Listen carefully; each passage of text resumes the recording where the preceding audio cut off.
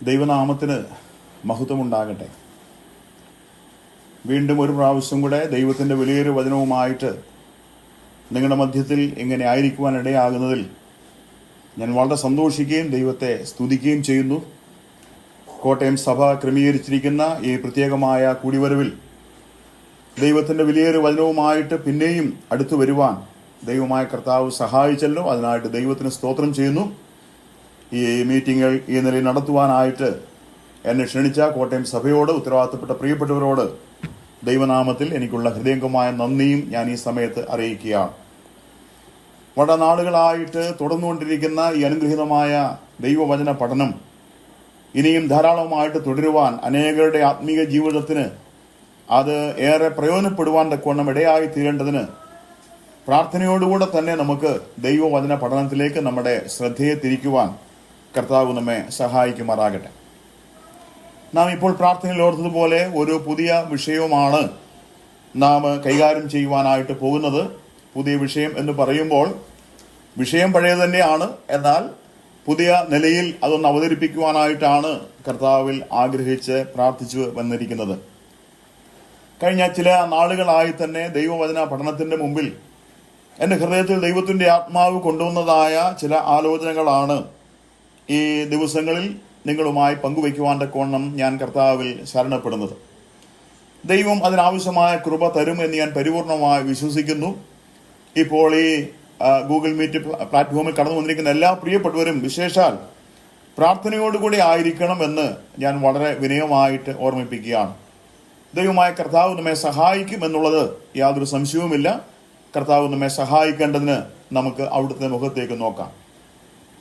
നിങ്ങൾ ഇതിനോടകം അറിഞ്ഞു കഴിഞ്ഞു ഈ വിഷയം എന്താണ് എന്നുള്ളത്. ദിനവൃത്താന്തങ്ങളുടെ 1-ാം പുസ്തകം 22-ാം അധ്യായത്തിന്റെ 19-ാമത്തെ വാക്യം വായിക്കുമ്പോൾ ശലോമോൻ പണിതായിരിക്കുന്ന ദൈവത്തിന്റെ ആലയത്തോടുള്ള ബന്ധത്തിൽ ശലോമോന് വേണ്ടി ദാവീദ് തന്റെ ജനത്തോട് സംസാരിക്കുന്ന ഒരു ഭാഗമാണ്. ആ ഭാഗത്തുള്ളതായിരിക്കുന്ന ഒരു ക്യാപ്ഷൻ, ഒരു ടൈറ്റിൽ എടുത്തിട്ടാണ് നാം ഈ വിഷയം പഠിക്കുവാനായിട്ട് താല്പര്യപ്പെടുന്നത്. ആ നിലയിൽ ദാവീദ് പറഞ്ഞതായിരിക്കുന്ന വാക്ക് ഇങ്ങനെയാണ്: യഹോവയായ ദൈവത്തിന്റെ വിശുദ്ധ മന്ദിരത്തെ പണിവീൻ. ദൈവത്തിന്റെ ആലയത്തിലേക്ക് അതിനാവശ്യമായിരിക്കുന്ന സാധന സാമഗ്രികൾ എത്തിക്കണം. ദാവീദിന്റെ മേൽ നിക്ഷിപ്തമായിരിക്കുന്ന ദൈവത്തിന്റെ തീരുമാനം ദൈവം തന്റെ മേൽ അറിയിക്കുകയും ധാരാളം രക്തച്ചൊരിച്ചിൽ ദാവീദിന്റെ ഭാഗത്ത് ഉണ്ടായിട്ടുള്ളത് കൊണ്ട് ദാവീദ് ആലയം പണിയാതെ തന്റെ മകനായിരിക്കുന്ന ശലോമോൻ ആലയം പണിയണമെന്നുള്ളതായിരിക്കുന്ന ദൈവത്തിന്റെ തീരുമാനത്തിന് ദാവീദ് വിധേയപ്പെടുകയും ആ ദൈവാലയത്തിന് ആവശ്യമായിരിക്കുന്ന എല്ലാ ചട്ടങ്ങളും അല്ലെങ്കിൽ എല്ലാ ചട്ടക്കൂടുകളും ഒരുക്കി വെക്കുകയും ചെയ്തുകൊണ്ട് ഈ പണി ആരംഭിച്ചതായിട്ട് ദിനവൃത്താന്ത പുസ്തകത്തിൽ നിന്നും നമുക്ക് മനസ്സിലാക്കുവാനായിട്ട് കഴിയുന്നുണ്ട്. ഈ ഭാഗത്ത് ദാവീദ് തന്റെ ജനത്തോട് പറയുന്ന ഒരു പദപ്രയോഗം ഇങ്ങനെയാണ്: ദൈവത്തിന്റെ വിശുദ്ധ മന്ദിരത്തെ പണിവീൻ. വളരെ പ്രധാനപ്പെട്ടതായിരിക്കുന്ന ഒരു വാക്കാണത്. ആ വാക്ക് കഴിഞ്ഞ ദിവസങ്ങളൊക്കെ വായിപ്പാനും ധ്യാനിപ്പാനും എനിക്കിടയായിട്ട് തീർന്നു. ദൈവത്തിന്റെ വിശുദ്ധ മന്ദിരത്തെ പണിയണം. ഞാൻ ആ വാക്യം മുഴുവനായിട്ട് ആദ്യമേ ഒന്ന് വായിച്ച് കേൾപ്പിക്കുവാനായിട്ട് ആഗ്രഹിക്കുകയാണ്. ദിനവൃത്താന്തങ്ങളുടെ 1-ാം പുസ്തകം 22-ാം അധ്യായത്തിന്റെ 19-ാമത്തെ വാക്യം: ആകയാൽ നിങ്ങളുടെ ദൈവമായ യഹോവയെ അന്വേഷിപ്പാൻ നിങ്ങളുടെ ഹൃദയവും മനസ്സും ഏൽപ്പിച്ചു കൊടുപ്പീൻ. എഴുന്നേൽപ്പീൻ, യഹോവയുടെ വിശുദ്ധ പെട്ടകവും ദൈവത്തിന്റെ വിശുദ്ധ പാത്രങ്ങളും യഹോവയുടെ നാമത്തിന് പണിയുവാനുള്ള ആലയത്തിലേക്ക് കൊണ്ടുവരേണ്ടതിന് യഹോവയായ ദൈവത്തിന്റെ വിശുദ്ധ മന്ദിരത്തെ പണിവീൻ. എന്തിനു വേണ്ടിയാണ് ഇവിടെ വിശുദ്ധ മന്ദിരത്തെ പണിയേണ്ടത് എന്നുള്ളത് ദൈവത്തിന്റെ ആത്മാവ് മുഖാന്തരം ദാവീദ് തന്നെ ഓർമ്മപ്പെടുത്തുന്നുണ്ട്. യഹോവയുടെ നിയമപ്പെട്ടകവും ദൈവത്തിന്റെ വിശുദ്ധ പാത്രങ്ങളും യഹോവയുടെ നാമത്തിന് പണിയാനുള്ള ആലയത്തിലേക്ക് കൊണ്ടുവരണം. അതാണ് ദാവീദിന്റെ മുമ്പിൽ നിൽക്കുന്ന ഏറ്റവും വലിയ ആവശ്യമായിട്ട് കാണുവാനായിട്ട് കഴിയുന്നത്. ദൈവത്തിന്റെ ആലയത്തെ പണിയുവാനായിട്ട് താല്പര്യപ്പെടുമ്പോൾ ദാവീദ് പറഞ്ഞതായിരിക്കുന്ന ഈ വാക്കിന് വളരെ പ്രസക്തിയുള്ളതായി മനസ്സിലാക്കുവാനായിട്ട് കഴിയുന്നുണ്ട്. ദൈവത്തെ ആലയത്തെ പണിയുന്നതിന് മുമ്പ് ഒരു കാര്യം വിശേഷാൽ തന്റെ ജനം ശ്രദ്ധിക്കണമെന്നുള്ളത് ദൈവമായ കർത്താവ് ആഗ്രഹിക്കുന്നു. അതായത് 19-ാം വാക്യത്തിൽ വായിക്കുന്നത് എങ്ങനെയാണ്? ആകയാൽ നിങ്ങളുടെ ദൈവമായ യഹോവയെ അന്വേഷിപ്പാൻ നിങ്ങളുടെ ഹൃദയവും മനസ്സും ഏൽപ്പിച്ചു കൊടുപ്പീൻ. നിങ്ങളുടെ ദൈവമായ യഹോവയെ അന്വേഷിക്കണം. നിങ്ങളുടെ ദൈവമായ യഹോവയ്ക്ക് വേണ്ടി ഒരു വിശുദ്ധ മന്ദിരത്തെ പണിയുവാനും ഇടയാകണം. അതിന് ചെയ്യേണ്ടത് എഴുന്നേൽപ്പീൻ, അഥവാ ഹൃദയവും മനസ്സും ഏൽപ്പിച്ചു കൊടുക്കണം. പ്രിയപ്പെട്ടവരെ, രണ്ട് കാര്യങ്ങൾ വളരെ ഗൗരവമായിട്ട് ഈ വാക്യത്തിൽ കാണുവാൻ കഴിയുന്നുണ്ട്. ഒന്ന്, ഒരാന്തരികമായിരിക്കുന്ന പ്രവൃത്തി ഇവിടെ കാണുവാൻ കഴിയുന്നു. എന്താണ് ആന്തരികമായ പ്രവൃത്തി? നിങ്ങളുടെ ഹൃദയവും മനസ്സും ഏൽപ്പിച്ചു കൊടുക്കണം. ദൈവത്തെ അന്വേഷിക്കണം. ദൈവത്തെ അന്വേഷിക്കുക എന്ന് പറയുന്നത് ഒരിക്കലും ഒരു ബാഹ്യമായ പ്രകടനമായി മാറുവാൻ പാടില്ല. ദൈവത്തെ അന്വേഷിക്കുവാനായിട്ട് താല്പര്യപ്പെടുന്ന ഒരു വ്യക്തിയെ സംബന്ധിച്ചിടത്തോളം അവന്റെ ഹൃദയവും മനസ്സും ദൈവത്തിനായിട്ട് ഏൽപ്പിച്ചു കൊടുക്കണം. ഹൃദയവും മനസ്സും ഏൽപ്പിച്ചു കൊടുക്കുന്നതോടൊപ്പം തന്നെ തന്റെ കൈകളുടെ പ്രവൃത്തിക്കായിട്ടും തങ്ങളെ തന്നെ ഏൽപ്പിച്ചു കൊടുക്കണമെന്നുള്ളതായിരിക്കുന്ന ആശയമാണ് ഇവിടെ കാണുവാനായിട്ട് കഴിയുന്നത്. ഹൃദയവും മനസ്സും ഏൽപ്പിച്ചു കൊടുക്കുന്നത് പോലെ തന്നെ കൈകളുടെ പ്രവൃത്തി ചെയ്യുവാനായിട്ട് ദാവീദ് ഇവിടെ ഓർമ്മപ്പെടുത്തുന്നത് കാണുവാൻ കഴിയുന്നുണ്ട്. യഹോവയായ ദൈവത്തിന്റെ വിശുദ്ധ മന്ദിരത്തെ പണിവീൻ. ഈ ടൈറ്റിൽ കഴിഞ്ഞ പല ദിവസങ്ങളായി എന്റെ ഹൃദയത്തെ വളരെ ചിന്തിപ്പിക്കുവാൻ തക്കവണ്ണം ഇടയായിട്ട് തീർന്നു. ദൈവത്തിന്റെ വിശുദ്ധ മന്ദിരത്തെ പണിയണം. ആര് പണിയണം? മനുഷ്യർ പണിയണം. ശലോമോന് വേണ്ടി ദാവീദ് തന്റെ ജനത്തോട് പറഞ്ഞ വാചകമാണെന്ന് ഞാൻ ഓർമ്മിപ്പിക്കുകയുണ്ടായി. പഴയ നിയമത്തിൽ വിശുദ്ധ മന്ദിരം എന്നത് ദൈവാലയത്തോട് ബന്ധപ്പെട്ടാണ് പറയുന്നത്. ദൈവത്തിന്റെ ആലയത്തോട് ബന്ധപ്പെട്ട് പറയുന്ന ഒരു പദപ്രയോഗമായിട്ടാണ് അതിനെ കാണുവാനായിട്ട് കഴിയുന്നത്.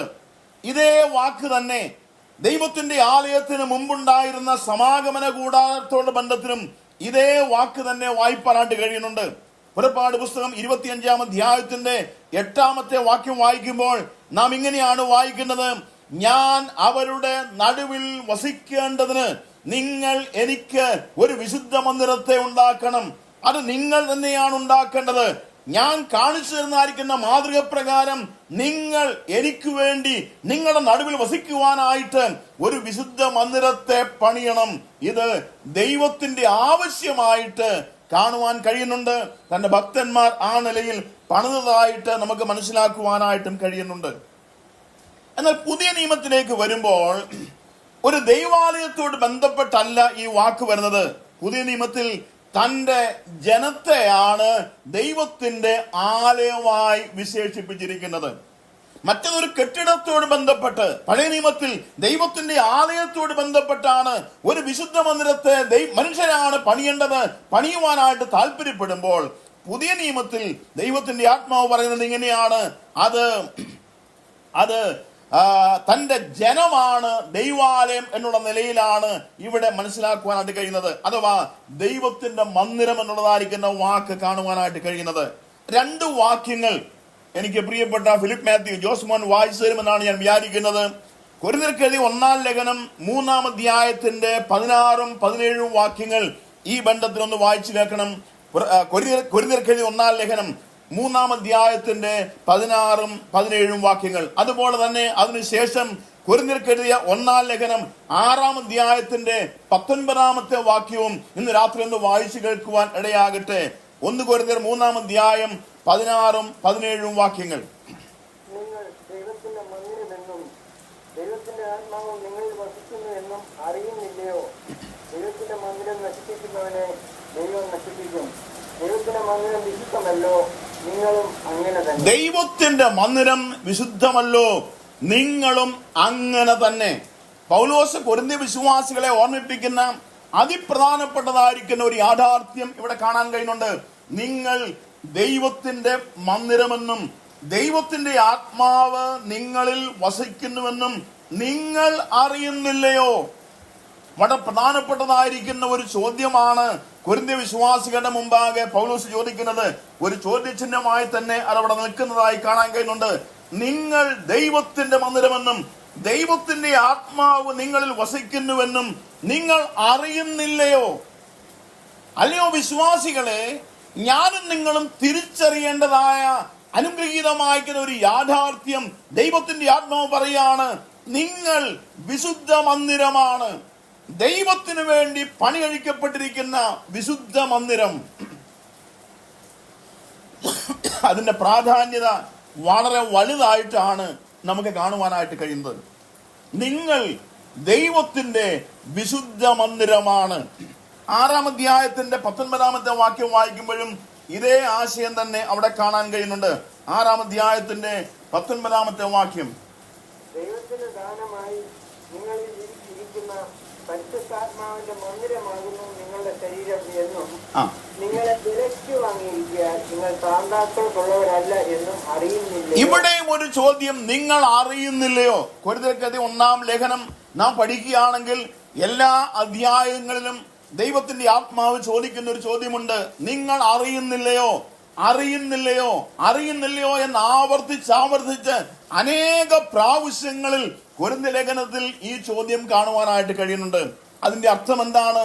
നിങ്ങൾ അറിഞ്ഞിരിക്കണമെന്നാണ് ആ വാക്കിന്റെ അർത്ഥം. നിങ്ങൾ എന്താണ് അറിഞ്ഞിരിക്കേണ്ടത്? ദൈവത്തിന്റെ ദാനമായി നിങ്ങൾ ഇരിക്കുന്ന പരിശുദ്ധാത്മാവിന്റെ മന്ദിരമാകുന്നു നിങ്ങളുടെ ശരീരം. ഇത് വളരെ പ്രധാനപ്പെട്ടതായ ഒരു കാര്യമായിട്ടാണ് ഇരിക്കുന്നത്. പ്രിയപ്പെട്ടവരെ, അനേക സന്ദർഭങ്ങളിൽ ദൈവജനം പാടെ മറന്നു പോകുന്നതായിരിക്കുന്ന ഒന്നായിട്ട് ഇതിനെ കാണുവാൻ കഴിയുന്നുണ്ട്. ഞാൻ പറഞ്ഞു, പഴയ നിയമത്തിൽ ഒരു കെട്ടിടത്തോട് ബന്ധപ്പെട്ടാണ് ഈ വിശുദ്ധ മന്ദിരം എന്നാകുന്ന വാക്ക് ഉപയോഗിച്ചതെങ്കിൽ പുതിയ നിയമത്തിൽ ഇനിയും അനേക വേദഭാഗങ്ങളുണ്ട്. നിങ്ങൾക്ക് അത് യുക്തം പോലെ വായിക്കുകയും മനസ്സിലാക്കുകയും ചെയ്യാം. സമയത്തിന്റെ കുറവുകൊണ്ട് ഞാൻ അനേകം വേദഭാഗങ്ങളിലേക്ക് പോകുവാനായിട്ട് താല്പര്യപ്പെടുന്നില്ല. പുതിയ നിയമത്തിൽ നാം ഓരോരുത്തരുമാണ് വിശുദ്ധ മന്ദിരം എന്നുള്ളത് ദൈവത്തിന്റെ ആത്മാവ് വളരെ വ്യക്തമാക്കുന്നതായിട്ട് കാണാൻ കഴിയുന്നുണ്ട്. ദൈവത്തിന്റെ മന്ദിരം, ദൈവത്തിന്റെ ആത്മാവ് നിങ്ങൾ വസിക്കുന്നു എന്ന് രേഖപ്പെടുത്തിയിരിക്കുമ്പോൾ ദൈവത്തിന്റെ മന്ദിരം എന്ന് പറയുന്നത് കേവലം ഒരു കെട്ടിടം അല്ല. അങ്ങനെ വ്യാഖ്യാനിക്കപ്പെട്ടിരിക്കുന്നവർ അനേകരുണ്ട്. അതുകൊണ്ട് ഞാൻ ഒരു വാക്ക് പറഞ്ഞു എന്ന് മാത്രമേ ഉള്ളൂ. ഇവിടെ ഒരു കാര്യം മനസ്സിലാക്കണം. ദൈവം തന്റെ നിവാസത്തിനായിട്ട് പണിതെടുത്തതായ ഒരു വ്യക്തിയെയാണ് ഈ വിഷയത്തിൽ പരാമർശിക്കപ്പെട്ടിരിക്കുന്നുള്ളത് നമുക്ക് മനസ്സിലാക്കുവാൻ കഴിയുന്നുണ്ട്. ദൈവം തന്റെ നിവാസത്തിനായി പണിതെടുത്തതായ ഒരു വ്യക്തി. പുതിയ നിയമത്തിലേക്ക് വരുമ്പോൾ സഭയോടുള്ള ബന്ധത്തിലും ഈ ആശയം കാണുവാൻ കഴിയുന്നുണ്ട്. സഭയോടുള്ള ബന്ധത്തിലും നമുക്കറിയാം, സഭ എന്ന് പറയുന്നത് രക്ഷിക്കപ്പെട്ട ദൈവജനത്തിന്റെ കൂട്ടത്തെയാണല്ലോ സഭ എന്ന് പറയുന്നത്. എഫേസ്യ ലേഖനം 2-ാം അധ്യായത്തിന്റെ 20 മുതൽ 22 വരെയുള്ളതായ വാക്യങ്ങൾ വായിച്ചാൽ, എഫേസ്യ ലേഖനം 2-ാം അധ്യായത്തിന്റെ 20 മുതൽ 22 വരെയുള്ളതായ വാക്യങ്ങൾ വായിച്ചാൽ അവിടെ നാം ഇങ്ങനെയാണ് വായിക്കുന്നത്: അപ്പോസ്തലന്മാരും പ്രവാചകന്മാരും എന്ന അടിസ്ഥാനത്തിന് മേൽ പണിതിരിക്കുന്നു. ഓൾറെഡി അതിന്റെ പണി പൂർത്തീകരിച്ചിരിക്കുന്ന ദൈവത്തെ കുറിച്ച് ഇവിടെ ദൈവത്തിന്റെ ആത്മാവ് പറയുകയാണ്. എന്ത് പറയുന്നു? അതായത് അപ്പോസ്തലന്മാരും പ്രവാചകന്മാരും എന്ന അടിസ്ഥാനത്തിന്മേൽ പണിതിരിക്കുന്നു. ഒരു പാസ്റ്റ് ടെൻസ് ഉപയോഗിക്കുന്ന ഒരു പദപ്രയോഗം. സഭയുടെ ആരംഭത്തോടുള്ള ബന്ധത്തിൽ അനേക കാര്യങ്ങൾ അപ്പോസ്തലരുടെ പുസ്തകത്തിൽ നിന്നും നമുക്ക് മനസ്സിലാക്കുവാനായിട്ട് കഴിയുന്നുണ്ട്. ഇവിടെ ദൈവത്തിന്റെ ആത്മാവ് പറയുകയാണ്, അതായത് അപ്പോസ്തലന്മാരും പ്രവാചകന്മാരും എന്ന അടിസ്ഥാനത്തിന്മേൽ പണിതിരിക്കുന്നു. അടുത്ത വാക്ക് നോക്കുക: കർത്താവിൽ വിശുദ്ധ മന്ദിരമായി വളരുന്നു. അത് കണ്ടിന്യൂസ് ടെൻസിലാണ്, പ്രസന്റ് കണ്ടിന്യൂസ് ടെൻസ് ഉപയോഗിക്കുന്ന പദപ്രയോഗമാണ്. കർത്താവിൽ വിശുദ്ധ മന്ദിരമായി വളർന്നുകൊണ്ടിരിക്കുന്നു. ഇവിടെ ഇതാ മറ്റൊരു കാര്യം കാണാൻ കഴിയുന്നുണ്ട്. ആ വാക്യത്തിന്റെ 3-ാമത്തെ ഭാഗത്ത് കാണുമ്പോൾ കർത്താവിൽ വിശുദ്ധ മന്ദിരമായി വളർന്നു, അവനിൽ നിങ്ങളെയും ദൈവത്തിന്റെ നിവാസമാകേണ്ടതിന് ആത്മാവിനാൽ ഒന്നിച്ച് പണിതു വരുന്നു. ആത്മാവിനാൽ ഒന്നിച്ച് പണിതു വരുന്നു. അവനിൽ നിങ്ങളെയും. ആ പ്രയോഗം വളരെയധികം അർത്ഥവ്യാപ്തി നൽകുന്നതാണ്, വളരെയധികം പ്രാധാന്യമർഹിക്കുന്നതായ ഒരു പദപ്രയോഗമാണ്. അവനിൽ നിങ്ങളെയും ദൈവത്തിന്റെ നിവാസമാകേണ്ടതിന്. ഇന്ന് രാത്രിയിൽ എന്നെ കേട്ടുകൊണ്ടിരിക്കുന്ന മാന്യ പ്രിയപ്പെട്ടവരെ, ദൈവത്തിന്റെ ആത്മാവ് നമ്മെ സഹായിക്കുമാറാകട്ടെ. നമ്മെ ദൈവം തന്റെ നിവാസമാക്കേണ്ടതിന് പണിതുകൊണ്ടിരിക്കുകയാണ്. വർത്തമാനകാല പ്രയോഗത്തിൽ തുടർമാനമായി ചെയ്യുന്ന ഒരു പ്രവൃത്തിയായിട്ട് അതിനെ നമുക്ക് കാണുവാനായിട്ട് കഴിയുന്നു. എത്ര അനുഗ്രഹീതമായിരിക്കുന്ന ഒരു സത്യമാണ് പരിശുദ്ധാത്മാവ് ഈ ഭാഗത്ത് നിന്ന് നമ്മോട് സംസാരിക്കുന്നത്. അവനിൽ നിങ്ങളെയും. ആ പ്രയോഗത്തിന്റെ ആശയത്തിലേക്ക് പോകാൻ ഒരുപാട് സമയം വേണ്ടിവരും. എങ്കിലും ചില വാക്കുകൾ ഒന്ന് പറയാതിരിക്കാൻ നിർവാഹമില്ല. എഫേസ്യ ലേഖനം 2-ാം അധ്യായത്തിന്റെ ആദ്യത്തെ വാക്യങ്ങൾ നാം വായിക്കുകയാണെങ്കിൽ, അതിക്രമങ്ങളിലും പാപങ്ങളിലും നിങ്ങൾ മരിച്ചവരായിരുന്നു. അവരുടെ ഇടയിൽ നാം എല്ലാവരും മുമ്പേ നമ്മുടെ ജഡമോഹങ്ങളിൽ നടന്നവരായിരുന്നു. ജഡത്തിനും മനോവികാരങ്ങൾക്കും ഇഷ്ടമായത് ചെയ്തുകൊണ്ട് മറ്റുള്ളവരെ പോലെ പ്രകൃതിയാൽ കോപത്തിന്റെ മക്കളായിരുന്നു. കരുണാസമ്പന്നനായ ദൈവമോ നമ്മെ സ്നേഹിച്ച മഹാസ്നേഹമെന്നാണ് വായിപ്പാൻ കഴിയുന്നത്.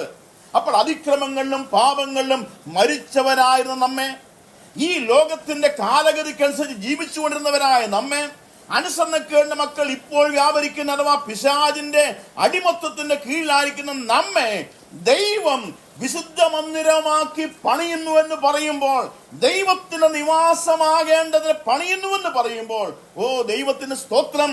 ആ പണിയുടെ പിന്നിൽ ദൈവത്തിന്റെ ആ സർവജ്ഞാനം അതെത്രയോ ഗൗരവമായിട്ട് കാണേണ്ടതായ ഒന്നാണ്.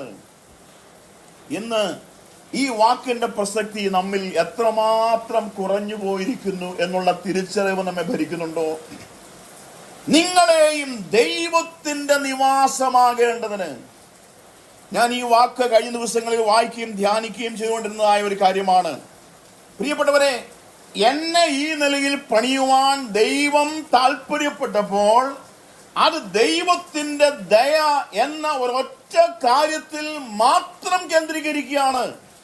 ദൈവത്തിന്റെ ദയയുടെ അടിസ്ഥാനത്തിലാണ് ദൈവം അത് ചെയ്തത്. എന്നിൽ അല്ലെങ്കിൽ ഞാൻ ദൈവത്തിന്റെ നിവാസമാകേണ്ടതിന് എന്ത് യോഗ്യതയാണ് നമ്മുടെ ഭാഗത്തുള്ളത്? എന്തെങ്കിലും ഒരു യോഗ്യത നമുക്ക് പറയുവാനായിട്ടുണ്ടോ? വളരെ വ്യക്തമായി ഞാൻ പറയട്ടെ പ്രിയപ്പെട്ടവരെ, എന്നിലും നിങ്ങളിലും ദൈവത്തിന്റെ ആത്മാവ് വസിക്കുന്നുവെന്ന് പറയുന്നത് നമ്മുടെ ബുദ്ധിക്ക് ഉൾക്കൊള്ളുവാനായിട്ട് കഴിയുന്നതായ ഒരു കാര്യം ആയിരിക്കുന്നില്ല. അതിനപ്പുറത്താണ് ദൈവത്തിന്റെ കാര്യപരിപാടി എന്നുള്ള സത്യം ഞാനും നിങ്ങളും തിരിച്ചറിയണം. എന്റെ വളരെ സ്നേഹിതനായിരിക്കുന്ന ഒരു പാസ്റ്റർ റെജിമോൻ ഇപ്പോൾ ഇവിടെ കയറിയിട്ടുണ്ട്. വളരെ നാളുകളായിട്ട് ഞങ്ങൾക്ക് ആത്മീയമായ വിഷയത്തിൽ പരിചയപ്പെടുവാനും സംസാരിപ്പാനും ഒക്കെ ഇടയായിത്തീർന്നു. ഇന്ന് രാത്രി ഞാൻ വ്യക്തമായിട്ട് പറയട്ടെ, നമുക്ക് യാതൊരു യോഗ്യതയും ഇല്ല. യോഗ്യതയുടെ അടിസ്ഥാനത്തിലല്ല ദൈവം തന്റെ നിവാസമാക്കി എന്നെ പണിയുവാൻ പ്രസാദിച്ചത്. യാതൊരു യോഗ്യതയും നമുക്ക് പറയുവാനായിട്ടില്ല. ഈ വാക്കിന്റെ ഗൗരവം എത്ര ചിന്തിച്ചിട്ടും എത്ര ധ്യാനിച്ചിട്ടും മതി വരുന്നില്ല പ്രിയപ്പെട്ടവരെ. ദൈവത്തിന്റെ നിവാസമാകേണ്ടതിന് ദൈവം പണിതായിരിക്കുന്ന ആ പണിയുടെ നിസ്തുല്യത അളന്ന് തിട്ടപ്പെടുത്താൻ കഴിയുന്നേക്കാൾ അപ്പുറമാണ് എന്നുള്ളത് ഞാനും നിങ്ങളും വാസ്തവമായി മനസ്സിലാക്കണം. മറ്റൊരു പ്രധാനപ്പെട്ടതായ കാര്യം, ഇന്നും ദൈവം തന്റെ പണി തുടർന്നുകൊണ്ടേയിരിക്കുകയാണ്. കർത്താവിന്റെ മഹത്വമുള്ളതായിരിക്കുന്ന പ്രത്യക്ഷത വരെ ആ പ്രവൃത്തി തുടരുവാൻ തക്കവണ്ണം ഇടയായി തീരും. ഇന്നും ദൈവത്തിന്റെ പണി തുടർന്നുകൊണ്ടിരിക്കുന്നു. ഞാൻ ഈ വിഷയത്തിലേക്ക് പ്രവേശിക്കാൻ പോകുകയാണ്. അതായത്, ദൈവത്തിന്റെ നിവാസമാകേണ്ടതിന് നമ്മെ പണിയുവാൻ ദൈവം ഒരുക്കിയിരിക്കുന്ന ചില ഘടകങ്ങളെ കുറിച്ചാണ് നാം ഈ ദിവസങ്ങളിൽ ചിന്തിക്കുവാനായിട്ട് പോകുന്നത്. ഒന്നും കൂടെ ഞാൻ പറയാം. ദൈവത്തിന്റെ നിവാസമാകേണ്ടതിന് നമ്മെ പണിയുവാൻ ദൈവം ഒരുക്കിയിരിക്കുന്ന ചില ഘടകങ്ങൾ. കർത്താവ് അനുവദിക്കുന്ന പക്ഷം ഒരു 5 ഘടകങ്ങൾ ഈ 4-5 ക്ലാസ്സുകളിലായിട്ട് ഓർമ്മിപ്പിക്കണമെന്നാണ് ഞാൻ കർത്താവിൽ ശരണപ്പെടുന്നത്. നിങ്ങൾ എല്ലാവരും കൃത്യമായിട്ട് ജോയിൻ ചെയ്യുകയും ഇതൊന്ന് ശ്രദ്ധയോടുകൂടെ പഠിക്കുവാൻ ഇടയായി തീരുകയും ചെയ്യണമെന്ന് വലിയൊരു ആഗ്രഹവും പ്രാർത്ഥനയും എൻ്റെ ഹൃദയത്തിലുണ്ട്. അതുകൊണ്ട് വിശേഷാൽ നിങ്ങൾ അത് ചെയ്യുമെന്ന് ഞാൻ പരിപൂർണമായി വിശ്വസിക്കുകയാണ്. ദൈവത്തിന്റെ നിവാസമാകേണ്ടതിന് നമ്മെ പണിയുവാൻ ദൈവം ഒരുക്കിയിരിക്കുന്ന ചില ഘടകങ്ങൾ. ഈ 5 ഘടകങ്ങളെ പറ്റി പറയുന്നതിന് മുമ്പ് ഞാൻ ഇങ്ങനെയൊന്ന് പറയട്ടെ. ഇതിൽ ഒരെണ്ണം, ആദ്യത്തെ ഒരെണ്ണം ഇന്ന് രാത്രി നാം ചിന്തിക്കാൻ പോകുന്ന ഒരു കാര്യം, ഇതിൽ ഒരെണ്ണം ദൈവത്തിന്റെ ഭാഗത്തു നിന്ന് മാത്രമുള്ളതാണ്. ഇങ്ങനെ ഞാൻ പറയാം, ദൈവത്തിന്റെ നിവാസമാകേണ്ടതിന് നമ്മെ പണിയുവാൻ ദൈവം ചില ഘടകങ്ങളെ ഒരുക്കിയിട്ടുണ്ട്. ആ ഒരുക്കിയിരിക്കുന്ന ഘടകങ്ങളിൽ ഇന്ന് രാത്രി ചിന്തിക്കാൻ പോകുന്ന ഒരു കാര്യം അത് ദൈവത്തിന്റെ ഭാഗത്തു നിന്ന് മാത്രം ചെയ്യുന്നതാണ്. നമ്മുടെ ഭാഗത്ത് ഒന്നും ചെയ്യാൻ കഴിയുന്നതല്ല, ദൈവത്തിന്റെ ഭാഗത്തു നിന്ന് മാത്രം ചെയ്യുന്ന ഒരു കാര്യവും. അതിനുശേഷം വരുന്ന 4 കാര്യങ്ങൾ ദൈവത്തിൽ ആശ്രയിച്ചുകൊണ്ട് ദൈവത്തിന്റെ കൃപയാൽ ഞാൻ പണിയപ്പെടേണ്ടതായ, അല്ലെങ്കിൽ എന്നിലൂടെ പണിയപ്പെടേണ്ടതായ യാഥാർത്ഥ്യങ്ങളായിട്ടാണ് തൊട്ടടുത്ത് വരുന്ന 3-4 കാര്യങ്ങളെ കാണുവാനായിട്ട് കഴിയുന്നത്. ഇത് വളരെ പ്രധാനപ്പെട്ടതായ ഒരു വിഷയമാണ്. നമുക്ക് വേണ്ടി ദൈവം സാധിച്ചിരിക്കുന്ന പ്രവൃത്തി എത്രയോ ശ്രേഷ്ഠമായ ഒന്നാണ്. ഈ ദിവസങ്ങളിൽ വായിച്ചുകൊണ്ടിരുന്നപ്പോൾ ഒരു വാക്യം നമുക്ക് യോഗ്യതയില്ലെന്ന് ഞാൻ മുമ്പേ പറയുണ്ടായി. ഒരു വാക്യം എൻ്റെ ഹൃദയത്തെ വല്ലാതെ സ്പർശിക്കുവാനിടയായി തന്നു. അത് 132 സങ്കീർത്തനത്തിന്റെ 13-14 വാക്യമാണ്. 132 സങ്കീർത്തനത്തിന്റെ 13-14 വാക്യങ്ങൾ വായിക്കുമ്പോൾ ദൈവം സിയോനെ തെരഞ്ഞെടുത്തതിനെ പറ്റി അവിടെ വായിപ്പാൻ കഴിയുന്നുണ്ട്. ദൈവം സിയോനെ തെരഞ്ഞെടുത്തു. ഈ സിയോനെ തെരഞ്ഞെടുത്തപ്പോൾ ദൈവം താൻ തന്നെ പറയുന്ന ഒരു പദപ്രയോഗം അവിടെ ഉണ്ട്. അതാണ് നിങ്ങളുടെ മുമ്പിലേക്ക് ഒന്ന് കൊണ്ടുവരുവാൻ ആഗ്രഹിക്കുന്നത്. 132 സങ്കീർത്തനത്തിന്റെ 13-14 വാക്യങ്ങൾ അവിടെ ഇങ്ങനെയാണ് വായിക്കുന്നത്.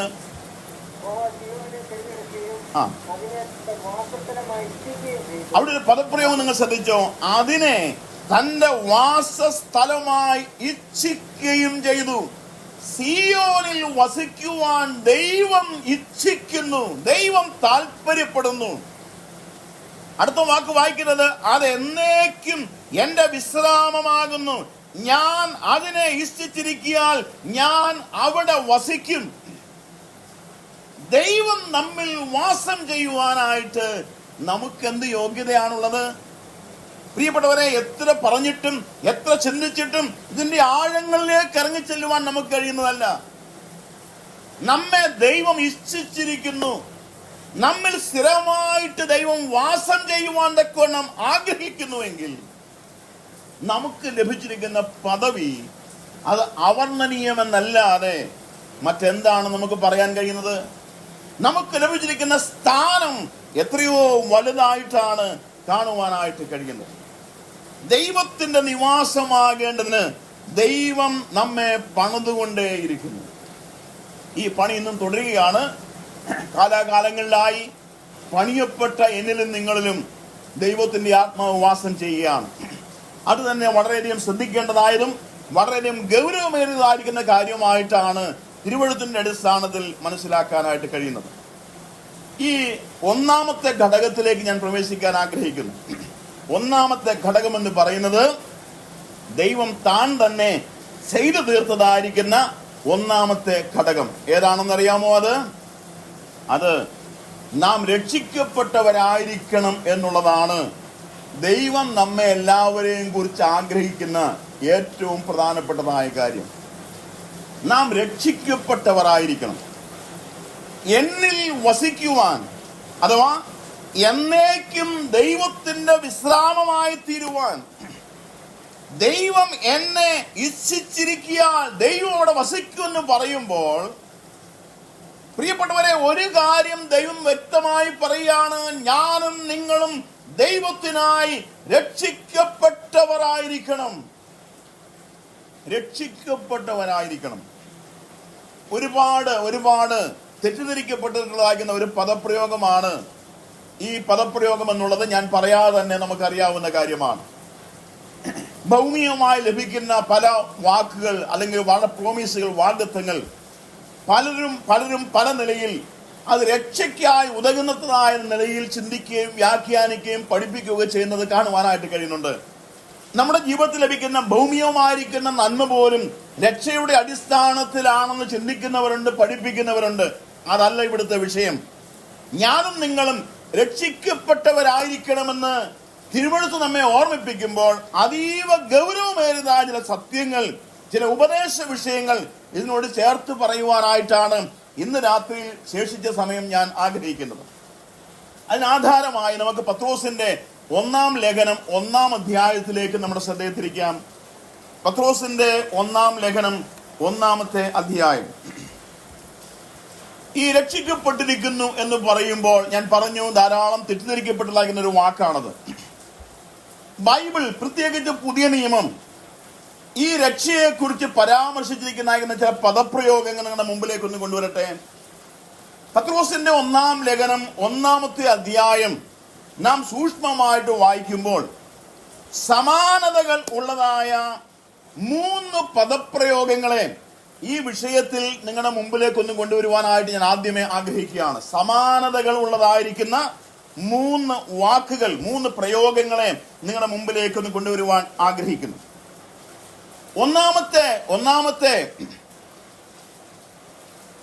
ഒന്നാമത്തെ കാര്യമെന്ന് പറയുന്നത്, അതായത് 1-ാം അധ്യായത്തിന്റെ 2-ാമത്തെ വാക്യം നോക്കാമോ? പത്രോസിന്റെ 1-ാം ലേഖനം 1-ാം അധ്യായത്തിൽ 2-ാമത്തെ വാക്യം. ദൈവത്തിന്റെ മുന്നറിവിനൊത്തവണ്ണം ആത്മാവിന്റെ വിശുദ്ധീകരണം പ്രാപിച്ച് അനുസരണം കാണിപ്പാനും യേശുക്രിസ്തുവിന്റെ രക്തത്താൽ തളിക്കപ്പെടുവാനുമായി വൃതന്മാരുമായവർക്ക് എഴുതുന്നത്. റജിമോൻ പാസ്റ്റർ, ഇവിടെ ഒരു വാക്ക്, വൃതന്മാരുമായവർക്ക് എഴുതുന്നത്. ആരാണ് ഈ വൃതൻ? സൂം ആയിരുന്നെങ്കിൽ ഞാൻ കുറച്ചുകൂടെ ചോദ്യങ്ങൾ ചോദിച്ചത്. ഗൂഗിൾ മീറ്റ് ആയതുകൊണ്ട് അങ്ങനെ ചോദിക്കാണ്ട് പറ്റുന്നില്ല. എന്നാലും ചോദിച്ചു എന്ന് മാത്രമേ ഉള്ളൂ. ഇവിടെ ഒരു വാക്ക് വൃതൻ എന്ന് രേഖപ്പെടുത്തിയിരിക്കുന്നു. വൃതൻ, ആ വൃതൻ അയക്കുന്ന വാക്ക്, അതായത് യേശുക്രിസ്തു രക്തത്താൽ തളിക്കപ്പെടുവാനുമായി വൃതന്മാരുമായവർക്ക് എഴുതുന്ന 1-ാമത്തെ ലേഖനമാണല്ലോ പത്രോസിന്റെ 1-ാമത്തെ ലേഖനം. ആരാണ് ഈ വൃതൻ എന്നാകുന്ന വാക്ക്? വൃതൻ എന്ന് പറഞ്ഞാൽ ദൈവത്തിനായി വിളിക്കപ്പെട്ടവൻ അല്ലെങ്കിൽ വേർതിരിക്കപ്പെട്ടവനെയാണ്, വിളിച്ച് വേർതിരിക്കപ്പെട്ടവനെയാണ് വൃതൻ എന്ന വാക്കുകൊണ്ട് മനസ്സിലാക്കുവാനായിട്ട് കഴിയുന്നത്. വൃതൻ, ദൈവത്തിനായി വിളിച്ച് വേർതിരിക്കപ്പെട്ടവൻ. അപ്പോൾ നാം രക്ഷിക്കപ്പെടണം എന്ന് വായിക്കുമ്പോൾ, നാം മനസ്സിലാക്കുമ്പോൾ, പ്രിയപ്പെട്ടവരെ, 1-ാമത്തെ ആശയം ഇവിടെ പറയാനാണ് ഞാൻ ആഗ്രഹിക്കുന്നത്. എങ്ങനെയാണ്? അവർ ദൈവത്തിനായി വിളിക്കപ്പെട്ടവരാണ്, ദൈവത്തിനായി വേർതിരിക്കപ്പെട്ടവനാണ്. രക്ഷിക്കപ്പെടുക എന്നുള്ളതായിരിക്കുന്ന ആ പദപ്രയോഗം വളരെ നിസ്സാരമായിട്ട് കാണുന്നതായ ഈ സാഹചര്യത്തിൽ ദൈവത്തിന്റെ ആത്മാവിന്റെ സഹായത്താൽ ഞാൻ ഇങ്ങനെ പറയാൻ ആഗ്രഹിക്കുന്നു. രക്ഷിക്കപ്പെടുക എന്ന് പറഞ്ഞാൽ ആ വാക്കിന്റെ അർത്ഥം നാം ദൈവത്തിനായി വേർതിരിക്കപ്പെടുക എന്നാണ്. ആ വാക്കിന്റെ അർത്ഥം ദൈവത്തിനായി വേർതിരിക്കപ്പെടുക. ഒരുപാട് അർത്ഥവ്യാപ്തിയുള്ളതായ ഒരു പ്രയോഗമായിട്ടല്ലേ അതിനെ കാണാൻ കഴിയുന്നത്.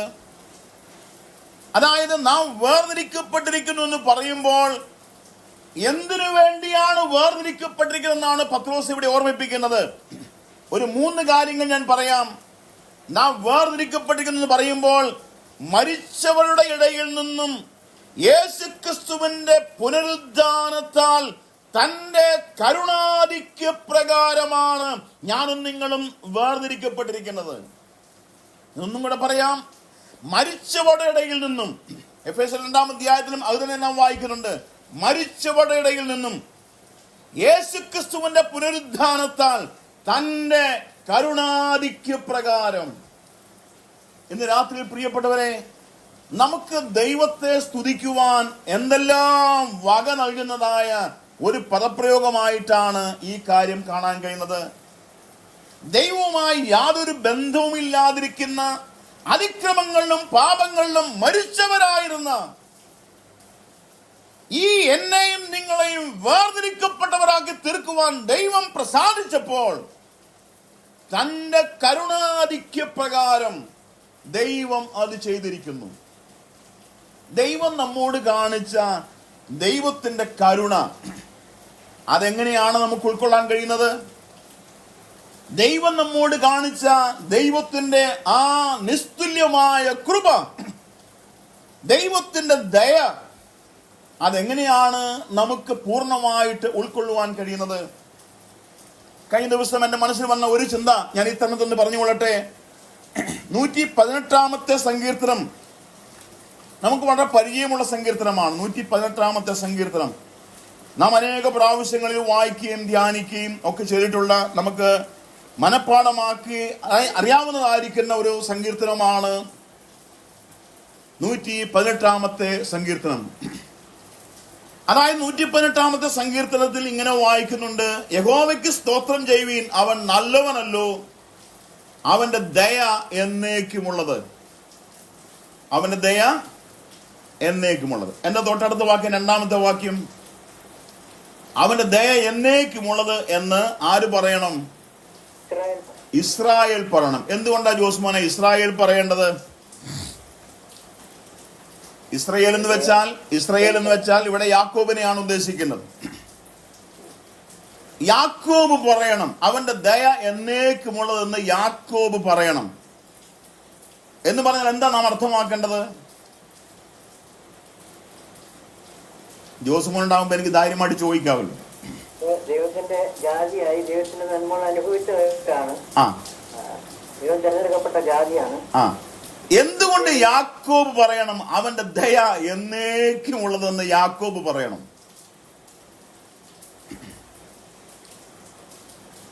ഞാൻ ഇങ്ങനെ അതിനെ വിശദീകരിക്കാൻ വിചാരിക്കുന്നു. അതായത് ഒരമ്മയുടെ ഗർഭത്തിലുണ്ടായിരിക്കുന്ന 2 മക്കൾ, യാക്കോബും ഏശാവും. തിരുവചനത്തിൽ വായിക്കുന്നത് ഇങ്ങനെയാണ്: ഞാൻ യാക്കോബിനെ സ്നേഹിച്ചിരിക്കുന്നു, ഏശാവിനെ ദ്വേഷിച്ചിരിക്കുന്നു. മലാഖി പ്രവാചന പുസ്തകം 1-ാം അധ്യായത്തിൽ ആ കാര്യം വ്യക്തമായിട്ട് കാണാൻ കഴിയുന്നുണ്ട്. യാക്കോബിനെ സ്നേഹിച്ചു, ഏശാവിനെ ദ്വേഷിച്ചിരിക്കുന്നു. ഇന്ന് രാത്രിയിൽ പ്രിയപ്പെട്ടവരെ ഞാൻ ഇങ്ങനെ പറയട്ടെ, ഒരമ്മയുടെ ഗർഭപാത്രത്തിൽ ഉണ്ടായിരിക്കുന്ന ഇരട്ടക്കുട്ടികളാണെങ്കിലും ഒന്നിനെ ദ്വേഷിച്ചിട്ട് ഒന്നിനെ സ്നേഹിക്കുവാനായിട്ട് ദൈവം തെരഞ്ഞെടുത്തു. ആ യാക്കോബ് ദൈവം മുമ്പാകെ പറയണം അവന്റെ ദയ എന്നേക്കും ഉള്ളതെന്ന്. അടുത്ത പ്രയോഗം ഇവിടെ ഇങ്ങനെയാണ് കാണുന്നത്: അവന്റെ ദയ എന്നേക്കും ഉള്ളതെന്ന് അഹരോൻ ഗൃഹം പറയണം. എന്തുകൊണ്ടാണ് അഹരോൻ ഗൃഹം പറയേണ്ടത്? ഇസ്രായേലിൽ 12 ഗോത്രങ്ങളാണുള്ളത്.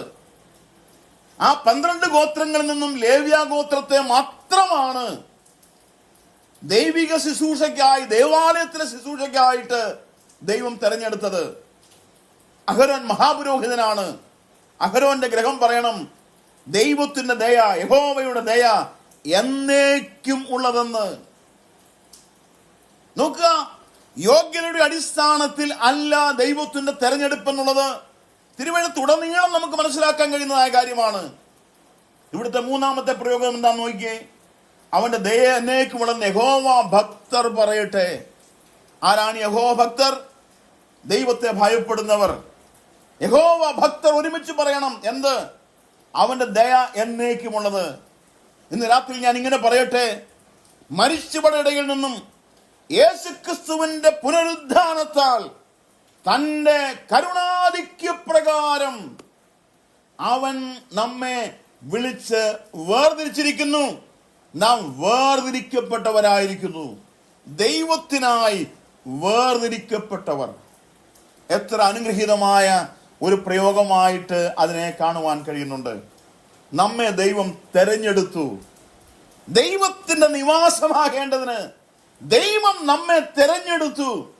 ആ തെരഞ്ഞെടുപ്പ് ദൈവത്തിന്റെ സർവജ്ഞാനത്തിൽ ദൈവം ചെയ്തതാണ്. നാം മുമ്പോട്ട് വരുമ്പോൾ ആ കാര്യം കുറച്ചുകൂടെ വ്യക്തമായിട്ട് പഠിക്കുന്നതാണ്. ദൈവത്തിന്റെ വൃതന്മാരായി, ദൈവത്താൽ തെരഞ്ഞെടുക്കപ്പെട്ടവരായി ദൈവം നമ്മെ ആക്കി വെച്ചു എന്നുള്ളത്, ദൈവത്തിന് വേണ്ടി ദൈവം തെരഞ്ഞെടുത്തു എന്നുള്ളത്, തന്റെ ദയയാൽ നമ്മെ തെരഞ്ഞെടുത്തു എന്നുള്ളത് എത്രമാത്രം പ്രാധാന്യമർഹിക്കുന്നതായ കാര്യമായിട്ട് ഇരിക്കുന്നു. ഞാൻ മുമ്പോട്ട് പോകട്ടെ. 2-ാമത്തെ കാര്യം അവിടെ വായിപ്പാൻ കഴിയുന്ന ഇങ്ങനെയാണ്. 1-ാം അധ്യായത്തിൽ നമ്മെ ജീവനുള്ള പ്രത്യാശയ്ക്കായിട്ട് അവൻ വേർതിരിച്ചിരിക്കുകയാണ്. ജീവനുള്ള പ്രത്യാശയ്ക്കായിട്ട്. അതിന്റെ വിശദാംശത്തിലേക്കൊന്നും പോകാനായിട്ട് ഞാൻ ഇപ്പോൾ താല്പര്യപ്പെടുന്നില്ല, കാരണം ധാരാളം സമയം അതിനാവശ്യമാണ്. ഞാൻ ഒരു വാക്ക് പറഞ്ഞു പോകാൻ മാത്രമേ ഇപ്പോൾ താല്പര്യപ്പെടുന്നുള്ളൂ. നമ്മെ ജീവനുള്ള പ്രത്യാശയ്ക്കായിട്ട്, അല്ലെങ്കിൽ നാം ദൈവം മുമ്പാകെ കർത്താവിനോടുകൂടെ ആയിരിക്കുവാൻ പോകുന്ന ആ അനുഗ്രഹീതമായ അനുഭവത്തിനായിട്ട് നമ്മെ വേർതിരിച്ചിരിക്കുകയാണ്, നമ്മെ തെരഞ്ഞെടുത്തിരിക്കുകയാണ്. ഇവിടെ നന്നാക്കുന്ന വാക്കിന്റെ അർത്ഥം അത് തന്നെയാണ്. ഞാൻ പറഞ്ഞല്ലോ, ദൈവത്തിനായി വേർതിരിക്കപ്പെട്ടവൻ, ദൈവത്തിനായി തെരഞ്ഞെടുക്കപ്പെട്ടവൻ.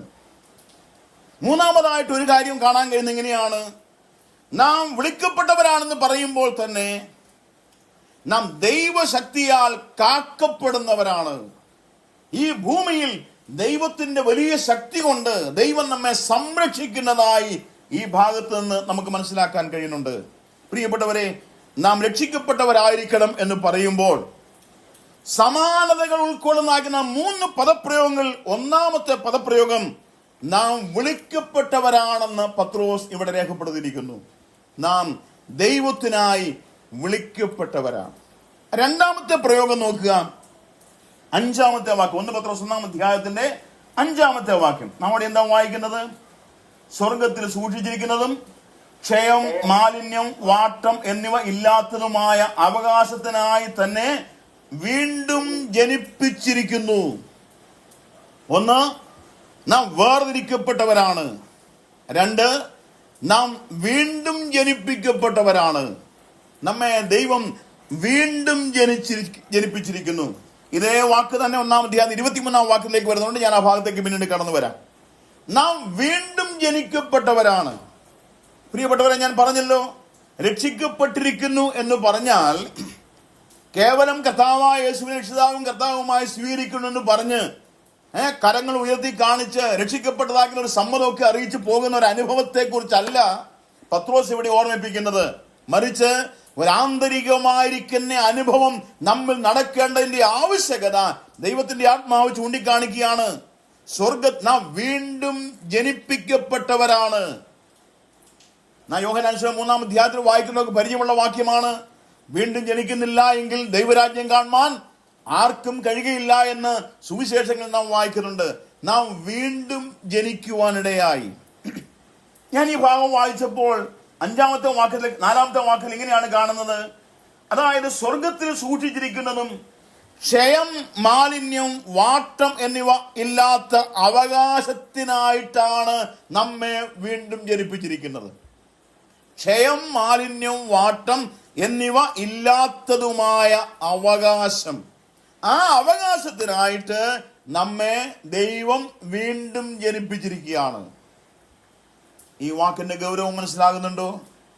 ദൈവത്തിനു വേണ്ടി ഒരു വിശുദ്ധ മന്ദിരം പണിയുവാനായിട്ട് ദൈവം താല്പര്യപ്പെടുമ്പോൾ, പ്രിയപ്പെട്ടവരെ, നമ്മെ ദൈവം പണിതിരിക്കുന്ന ആ പ്രവൃത്തിയുടെ നിസ്തുല്യതയാണ് ഇന്ന് രാത്രി നാം ചിന്തിച്ചുകൊണ്ടിരിക്കുന്നത്. ആ പണിയുടെ ശ്രേഷ്ഠത നമുക്ക് ഉൾക്കൊള്ളാൻ കഴിയുന്നുണ്ടോ? ഇവിടെ പത്രോസ് ലേഖനം എഴുതുമ്പോൾ ചിതറിപ്പാർക്കുന്ന പരദേശികളും പ്രവാസികളും ഒക്കെയായി നാനാവിധമായ പരിശോധനകൾ അനുഭവിക്കുന്നവരൊക്കെയായ അവർക്കുണ്ടായ അവകാശങ്ങൾ വിശ്വാസത്തിന് വേണ്ടി നഷ്ടപ്പെടുത്തിയതായിരിക്കുന്ന ഒരു കൂട്ടം ആളുകൾക്ക് വേണ്ടിയാണല്ലോ പത്രോസ് ഈ ലേഖനം എഴുതിയിരിക്കുന്നത്. അങ്ങനെയുള്ളവർക്ക് വേണ്ടി, അതായത് ഈ ഭൂമിയിലെ അവകാശം വിശ്വാസത്തിന് വേണ്ടി ത്യജിക്കപ്പെട്ടതായിരിക്കുന്ന ഒരു കൂട്ടം ആളുകൾ, അങ്ങനെയുള്ളവർക്ക് വേണ്ടി സ്വർഗത്തിൽ ഒരവകാശം സൂക്ഷിക്കപ്പെട്ടിട്ടുണ്ട് എന്നുള്ളതായിരിക്കുന്ന അറിവ് നമ്മുടെ ഹൃദയത്തിലേക്ക് ഉണ്ടാകുമ്പോൾ അത് എത്രയോ ഭാഗ്യകരമായിരിക്കുന്ന ഒരു അറിവായിട്ടാണ് അതിരിക്കുന്നത്. ഈ ഭൂമിയിലെ അവകാശം നഷ്ടപ്പെട്ടു പോയി. ദൈവകൃപയിലേക്ക് വന്നുകൊണ്ടായിരിക്കാം, അല്ലെങ്കിൽ വിശ്വാസത്തിന് വേണ്ടി അത് സംഭവിച്ചതായിരിക്കാം, എന്തുമായിക്കൊള്ളട്ടെ. അങ്ങനെയുള്ളവർക്ക് വേണ്ടി സ്വർഗത്തിൽ ഒരു അവകാശം സൂക്ഷിക്കപ്പെട്ടിട്ടുണ്ട്.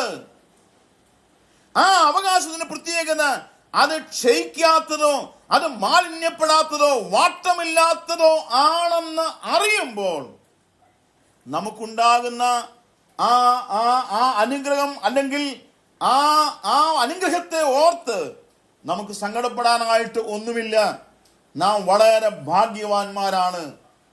ക്ഷയം, മാലിന്യം എന്നിവ ഇല്ലാത്ത അവകാശത്തിനായിട്ട് നമ്മെ വീണ്ടും ജനിപ്പിച്ചിരിക്കുകയാണ്. എത്രയോ ഗൗരവമേറിയതായ ഒരു കാര്യം.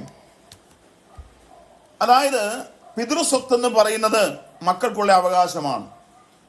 മത്തായി സൂചന 21-ാം അധ്യായത്തിന്റെ 38-ാമത്തെ വാക്യത്തിൽ തന്റെ മകനെ അവർ ശങ്കിക്കുമെന്ന് പറഞ്ഞ് അവനെ കൊല്ലുവാനായിട്ട് താല്പര്യപ്പെടുന്ന ഒരു രംഗം മത്തായി 21-ന്റെ 38-ാമത്തെ വാക്യത്തിൽ വായിപ്പാനായിട്ട് കഴിയുന്നുണ്ട്.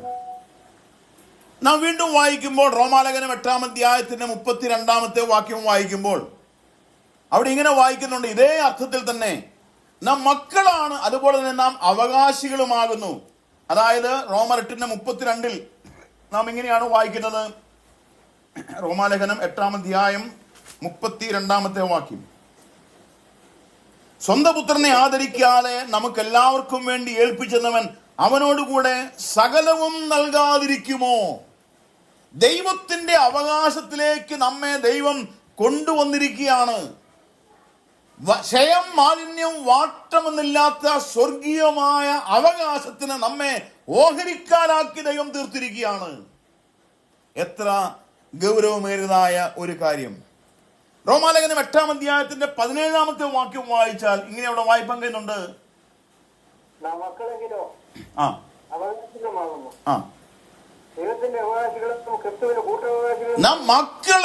നാം അവകാശികളാകുന്നു. ദൈവത്തിന്റെ അവകാശത്തിന്റെ പങ്കനുഭവിക്കുവാൻ നമുക്ക് അവകാശം നൽകിയിരിക്കുകയാണ്, അധികാരം നൽകി തന്നിരിക്കുകയാണ്. അത് നമുക്ക് വേണ്ടി ദൈവം ഒരുക്കിയിരിക്കുകയാണ്. ദൈവം തന്നെയാണ് ആ അവകാശം എന്നുള്ളതാകുന്ന വാക്കിൽ നിന്ന് മനസ്സിലാക്കാൻ കഴിയുന്നത്. ഉൽപ്പത്തി പുസ്തകം 15-ാം അധ്യായത്തിന് 1-ാമത്തെ വാക്യത്തിൽ അബ്രഹാമിനോട് ദൈവം പറയുന്ന വാക്കുണ്ടല്ലോ, അതിമഹത്തായിരിക്കുന്ന പ്രതിഫലം എന്നുള്ളതാകുന്ന ഒരു പദപ്രയോഗം അവിടെ കാണാൻ കഴിയുന്നുണ്ടല്ലോ. അതിമഹത്തായിരിക്കുന്ന പ്രതിഫലമായി ദൈവം തീർന്നിരിക്കുന്നു. 16-ാം സങ്കീർത്തനത്തിന്റെ 5-ാമത്തെ വാക്യത്തിൽ ഇങ്ങനെ വായിക്കുന്നുണ്ട്, എന്റെ അവകാശത്തിന്റെയും പാനപാത്രത്തിന്റെയും പങ്ക് യഹോവയാകുന്നുവെന്ന് നമ്മുടെ വായിപ്പാനായിട്ട് കഴിയുന്നുണ്ട്. അവകാശത്തിന്റെയും പാനപാത്രത്തിന്റെയും പങ്ക്.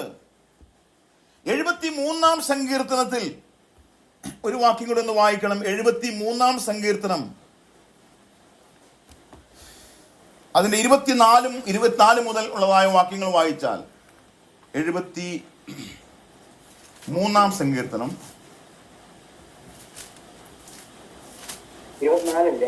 24-ാം മൊത്തം വാക്യം 24 മുതൽ 26 വരെ. നിന്റെ ആലോചനയാൽ നീ എന്നെ നടത്തും, പിന്നത്തേക്ക് മഹത്വത്തിലേക്ക് എന്നെ കൈക്കൊള്ളും. സ്വർഗത്തിൽ എനിക്ക് ആരുള്ളൂ. അടുത്ത വാക്ക്, ഭൂമിയിലും നിന്നെ അല്ലാതെ ഞാൻ ഒന്നും ആഗ്രഹിക്കുന്നില്ല. എന്റെ മാംസവും ഹൃദയവും ക്ഷയിച്ചു പോകുന്നു. ദൈവം എന്നേക്കും എന്റെ ഹൃദയത്തിന്റെ പാറയും എന്റെ ഓഹരിയുമാകുന്നു. പ്രിയപ്പെട്ടവരെ, ആ വാക്കുകളൊക്കെ വളരെ ഗൗരവമായിട്ട് ചിന്തിക്കേണ്ടതാണെന്ന് മാത്രം പറഞ്ഞിട്ട് ഞാൻ മുമ്പോട്ട് പോകാനായിട്ട് ആഗ്രഹിക്കുന്നു. സ്വർഗത്തിൽ സൂക്ഷിച്ചിരിക്കുന്ന അവകാശത്തിനായിട്ട് നമ്മെ വീണ്ടും ജനിപ്പിച്ചിരിക്കുന്നു. ദൈവത്തിന്റെ പ്രവൃത്തി, ആ നിസ്തുല്യമായ പ്രവൃത്തിയുടെ മുമ്പിൽ വാസ്തവമായി നമുക്ക് ദൈവത്തോട് നന്ദി പറയാം.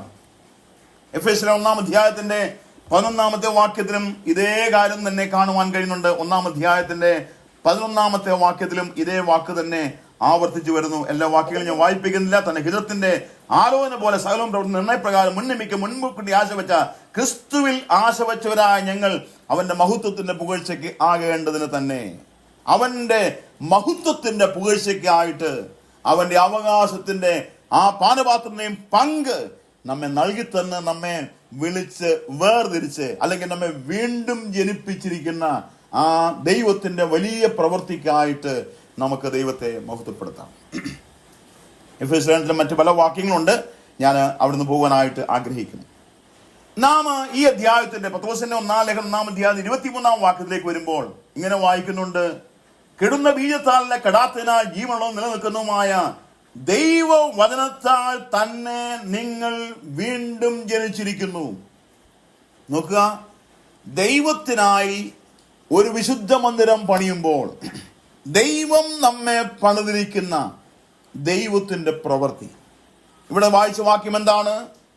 കെടുന്ന ബീജത്താലല്ല, കെടാത്തതിനാൽ ജീവനുള്ളതും നിലനിൽക്കുന്നതുമായ ദൈവവചനത്താൽ തന്നെ നിങ്ങൾ വീണ്ടും ജനിച്ചിരിക്കുന്നു. ദൈവത്തിന്റെ വചനം, ആ ദൈവവചനത്താൽ നിങ്ങൾ വീണ്ടും ജനിച്ചിരിക്കുന്നു.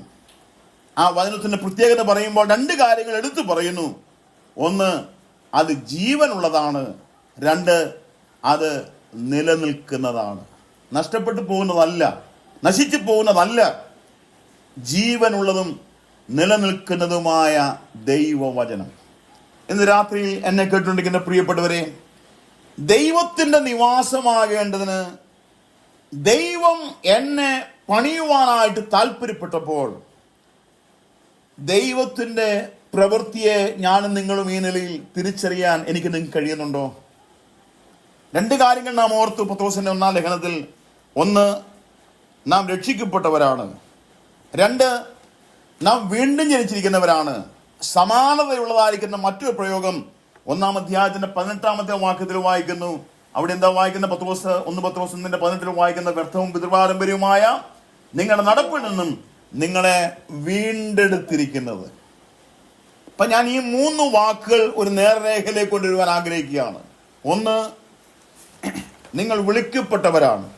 വൃതന്മാർ എന്നുള്ളതായ ആശയം, തെരഞ്ഞെടുക്കപ്പെട്ടവർ അല്ലെങ്കിൽ വിളിക്കപ്പെട്ടവർ. രണ്ട്, വീണ്ടും ജനിപ്പിക്കപ്പെട്ടവരാണ്, വീണ്ടും ജനിപ്പിക്കപ്പെട്ടവർ. മൂന്ന്, നമ്മുടെ വായിക്കുന്നത് വീണ്ടെടുക്കപ്പെട്ടവരാണ്. ഇത് മൂന്നും സമാനതകളുള്ളതായിരിക്കുന്ന 3 വാക്കുകളായിട്ടാണ് ഇതിനെ കാണാൻ കഴിയുന്നത്. ഈ വീണ്ടെടുത്തിരിക്കുന്ന ആ വീണ്ടെടുപ്പ് അത് വളരെ ഗൗരവമേറിയതാണ്, വളരെ ശ്രേഷ്ഠമേറിയതാണ്. നമുക്കതറിയാൻ കഴിയുന്നുണ്ടല്ലോ. ക്രിസ്തു എന്ന നിർദോഷവും നിഷ്കളങ്കവുമായ കുഞ്ഞാടിന്റെ വിലയേറിയ രക്തം കൊണ്ടാണ് ദൈവം നമ്മെ വീണ്ടെടുത്തിരിക്കുന്നത്. ക്രിസ്തു എന്ന നിർദോഷവും നിഷ്കളങ്കവുമായ കുഞ്ഞാടിന്റെ വിലയേറിയ രക്തം കൊണ്ട്.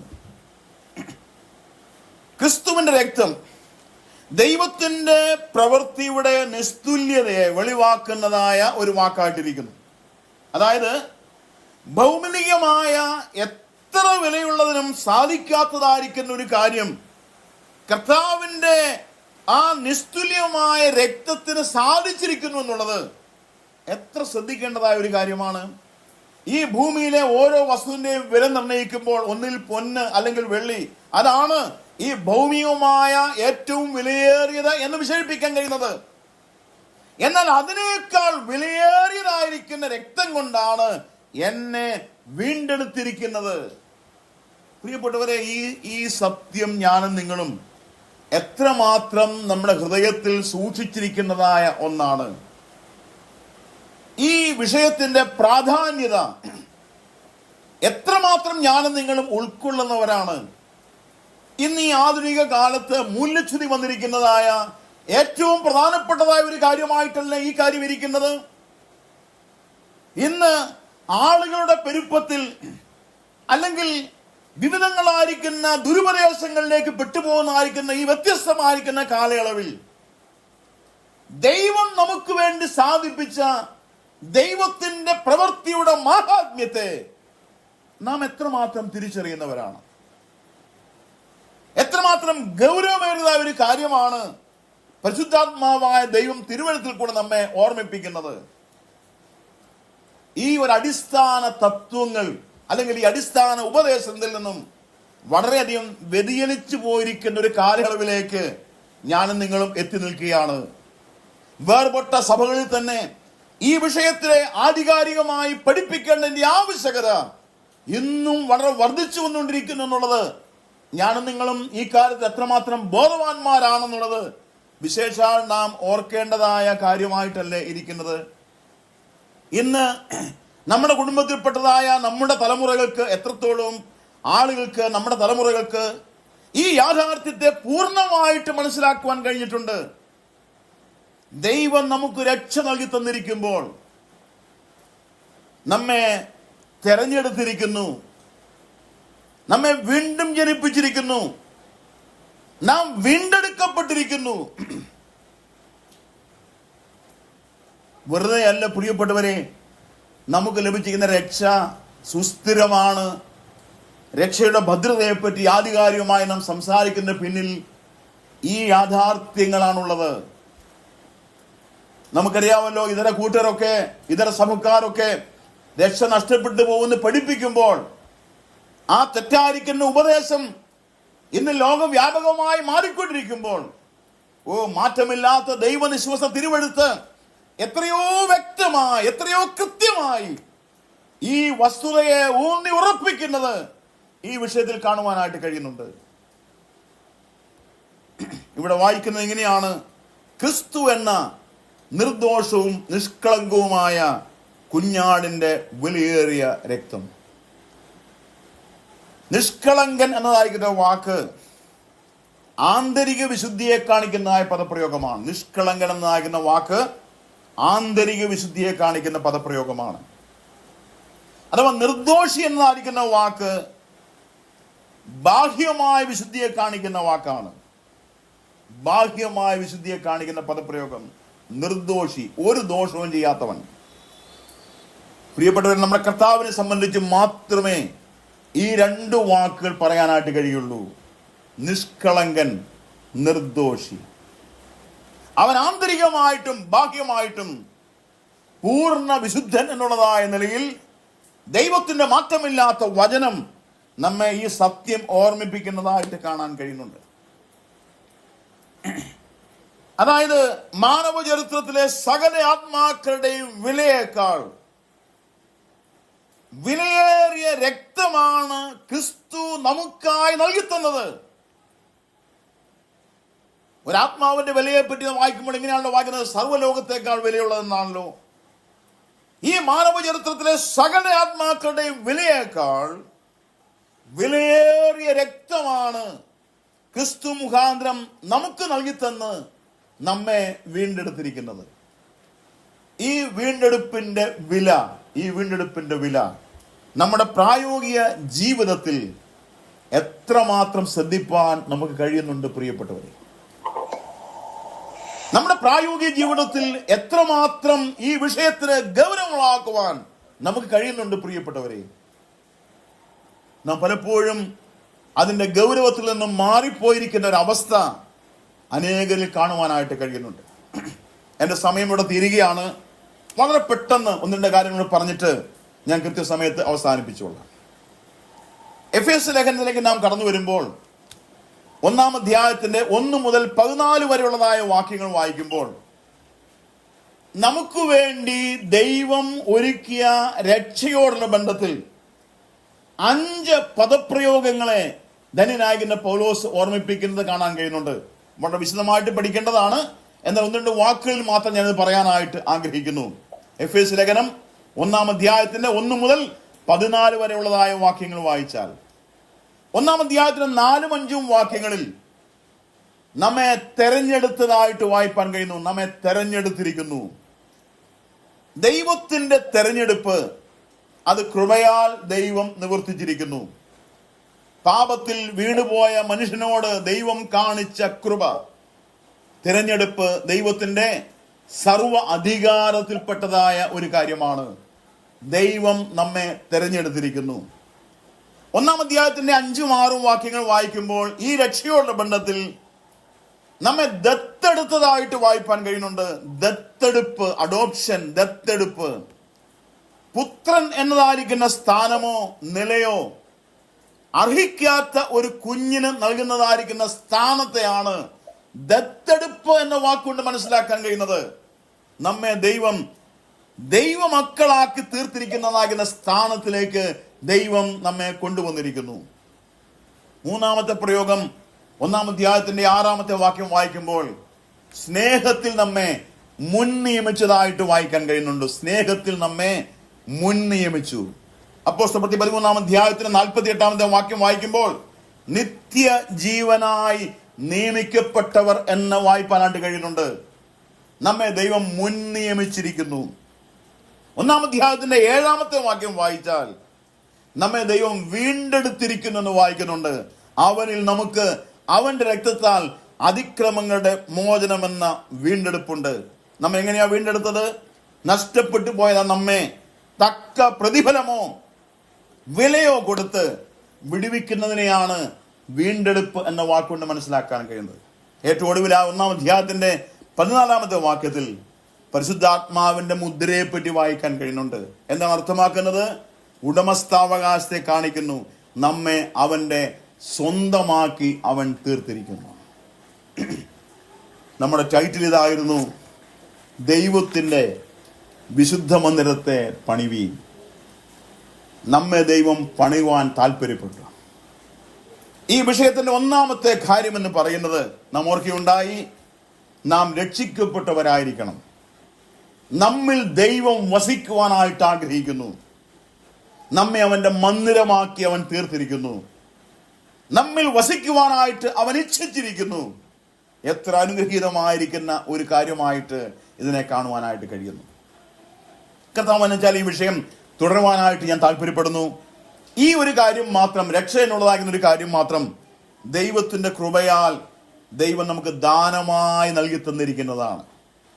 നമ്മുടെ ഒരു പ്രവൃത്തിയുടെയും അടിസ്ഥാനത്തിൽ അല്ല ദൈവം നമ്മെ തെരഞ്ഞെടുത്തത്. നമ്മുടെ ഒരു യോഗ്യതയും അടിസ്ഥാനത്തിലല്ല നമ്മെ ദൈവം വീണ്ടെടുത്തിരിക്കുന്നത്. നമുക്കൊന്നും അവകാശപ്പെടാനായിട്ടില്ല.